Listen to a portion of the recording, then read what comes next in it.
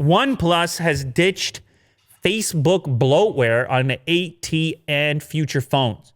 They got backlash. I don't know if you remember, we covered this.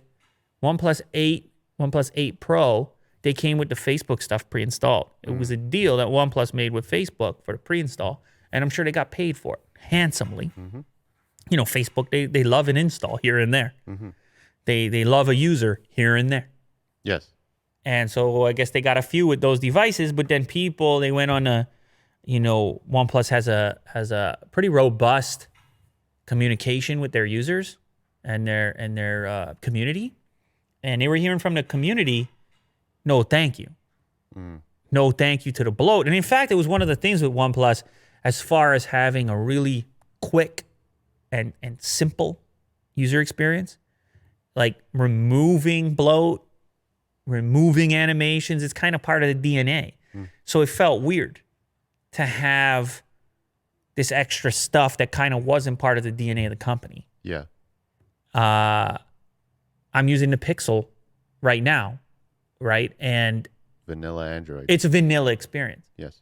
If there's a big Facebook logo, I'd be like, No. Google can put whatever they want. Yeah. It's their OS.